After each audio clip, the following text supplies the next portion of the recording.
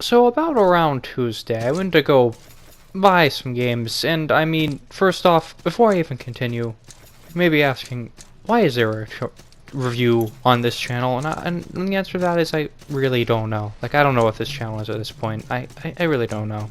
The point is that, this is a game called Song Sanctuary.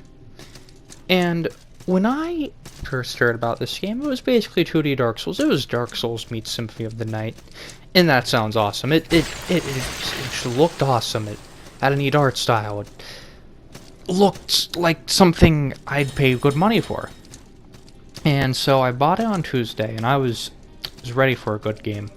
Absolutely ready for some fun, but boy, did I not have fun. So the game starts off with some dude, you're on a ship, and you make your dude. And as soon as you start playing, there's immediately an attack on the ship or something. And you start off with this, basically, it's like, oh, here's the first boss, it's gonna kick your ass, and it's supposed to kick your ass, because, you know, it's what Dark Souls did. And after doing that, you wake up on this place called a Shivering Shore, and then there's some dude who's just like, yo, gotta go save the princess, go up ahead, take this candle, and kill some zombies who are guarding a key to the area. And then after that, whatever explanation or story you get does not exist. I mean, the closest thing you get to story is some scarecrow dude who acts really edgy, and he just says some cryptic bullshit, and then your adventure continues. He occasionally shows up. Maybe there's an NPC. They don't tell you where to go. It's so easy to get lost in this game. But for now, I'm going to focus on the story. I'm going to talk about the story for now. So, the story is completely non-existent. Unlike Dark Souls or any other RPG out there, NPCs really don't tell you anything. They just kind of go, what's this place? Why is it a replica of said thing? I'm on a quest. Do you want to help me? And you may be thinking, well, I mean, there's a lot of RPGs that have generic bullshit like that. But here's the thing. There's nothing that gives any advice. They're not interesting characters at all. They just kind of show up. They don't even have names. It's really boring. Really, really boring characters. But here's the kicker. If you take the time to go look up the lore online, because item descriptions and stuff don't really do it, you'll find out the lore is actually pretty neat. I'm not going to go into super detail about the lore, but it's something that should have been brought up more and probably would have made going through this game a lot more easier. So, story is lacking. Is the gameplay good? Well, I mean,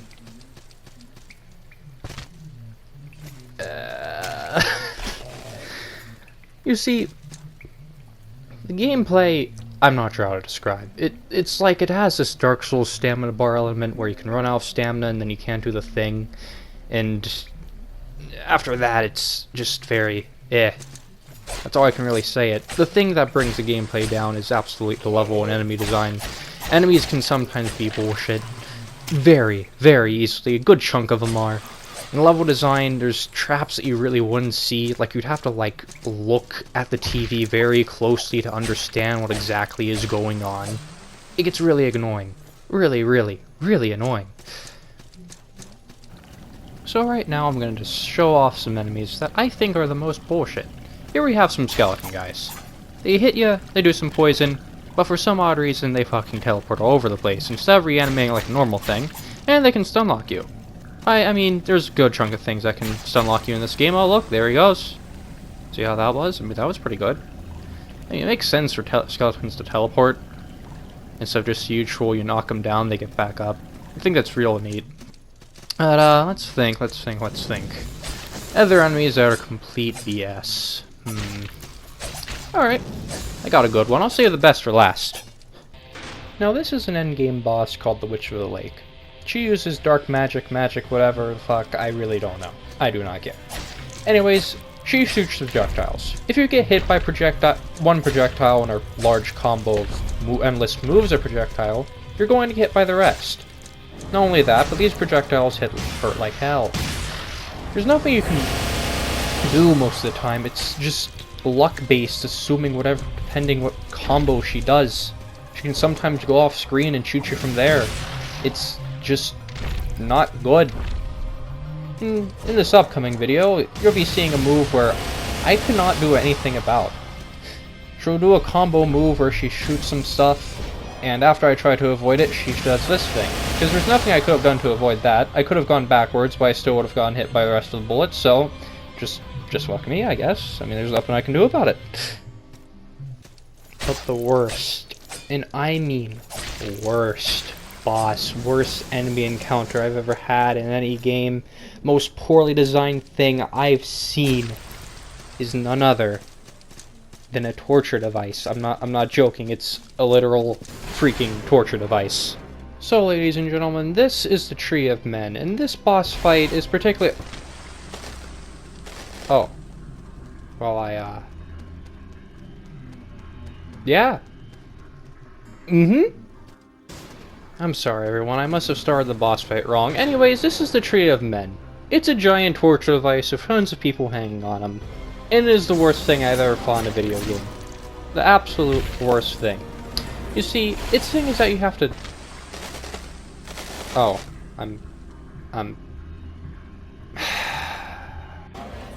Okay, but seriously for real this time, this is the Tree of Men. It is a giant torture device, living giant torture device with men hanging on them, and they throw stuff at you. Now, phase 1 consists of you basically going around and hitting the people on this giant thing and just trying to get it down to half health. Now, the fun thing is about this is that there's tons of flame traps everywhere. Just everywhere, here to ruin your day. And if you attempt to move because the thing moves to get on the other side, its legs, as you saw earlier, will knock you down to a bottomless pit and you will die. If you start the fight immediately by walking on a breaking platform, and that can happen instantly, like as soon as you see the guy's name, you will fall to your death. There's nothing you can do. Now here's a funny thing about this 1 second fall. I'm gonna show you a clip of just this game's fall damage.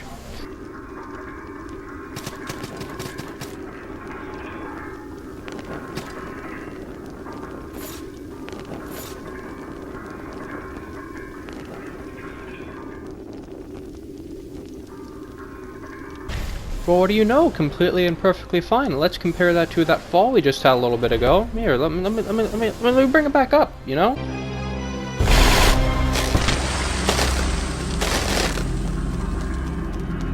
Now that made some real fucking sense now, didn't it? Dying to a 1 second fall compared to a 5 second fall on a moving elevator, I mean, I think that makes sense. Funny thing is, you can actually go down to that area after beating the boss, and you can actually pick stuff up there. Don't know why it does that. I'd rather just prefer getting kicked out of a boss instead of just dying instantly, you know? As for level design, I will admit everything does look nice, everything looks pretty good. But there's no way of knowing where you're supposed to go next. At all. NPCs don't give you a hint, or there's no hint around the area. It's hard to tell, and honestly I used a walkthrough for this game to understand where to go. It's not like Dark Souls, where Dark Souls is like, "Yo, what is up, my main man chosen undead? Here soon you will have to go to Anor Londo and do some crazy stuff there, and then in Anor Londo you will fight Orenstein and Smaug, and after you do that you pick up a bull, and then after you pick up the bull you have to fight Nito, Lord of Diseases and stuff, and then you have to fight my Spyro OC, and then you'll have to fight the Bed of Chaos, and the Bed of Chaos will suck, and it will be awful. And then there'll be the four kings, they're white guys and stuff, and they have swords, and after that you'll fight the dudes of dudes, chosen undead. The dudes of dudes. Yeah, it's not like that. They just don't really tell you where to go. It's not fun. Now, the good thing is about this game, and I will admit there is some stuff that I do enjoy.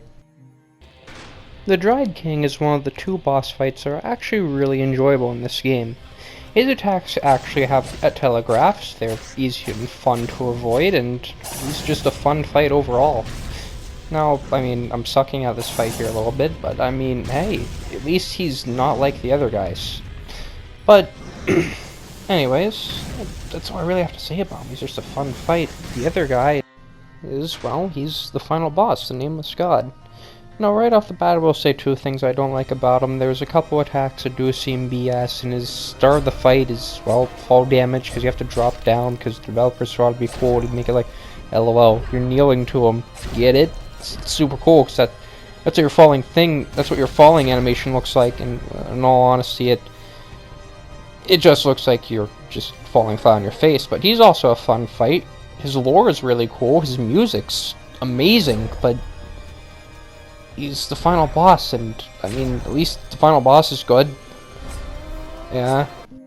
I also will admit that, I mean, it's nice that there's lots of different ways to go about using your character. It can be a dagger, whip, sword, great sword build. It's fun, magic user, heck, guns and stuff. It's nice, but a lot of other RPGs do that. But I think the main thing I like about it is that some of the weapons here are actually pretty interesting and cool. The weapon that I'm currently using on screen is called the Flint and Steel, and it's basically freaking Leon of Final Fantasy fame's weapon, where it's got sword, it's gun, you know, stuff like that. And it's pretty neat. I like it. Now, it was about around this time where I asked myself, what do other people think of this game? I was expecting a lot of, this is unfair, this isn't really well designed, a lot could be improved upon.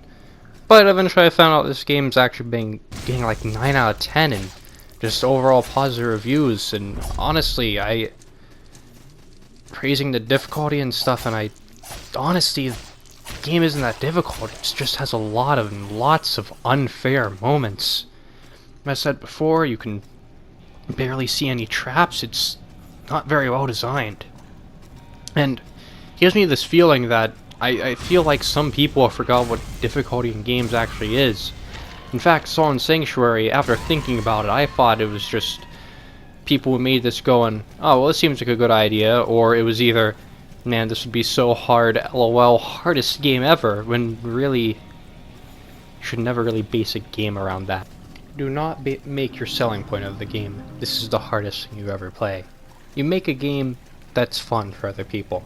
Fun for other people to play. Don't make it difficult and unfair, just make a game that you think is fun. It's simple as that. I don't really know what else to say about this game other than I've never been so massively disappointed. It's a cool idea, basically making a 2D Dark Souls and trying to use elements from it while also adding some other new stuff. But there's so much wrong with it, and I mean there's some stuff that I'm not going to take the time to mention because this video has already kind of gone long enough. It's just a really big letdown. I guess this would be the part of the video where I give it a score or something, but I really don't know what to do with that. I honestly just want to talk about this game, my thoughts on it, and in all honesty, if you want to play a game like this, play Dark Souls, dude, I don't know, play like anything that's like Dark Souls, Bloodborne, Dark Souls 2, Dark Souls 3, hell, even Lords of the Fallen, even though that game might be a little boring at times or something, at least from what I heard. I haven't exactly played it. Should probably get around to it, but I don't really know. If you want a game that's fun and like exploration, like what you're seeing in here, play Symphony of Night. Play other games like Axiom Verge or something else neat and cool.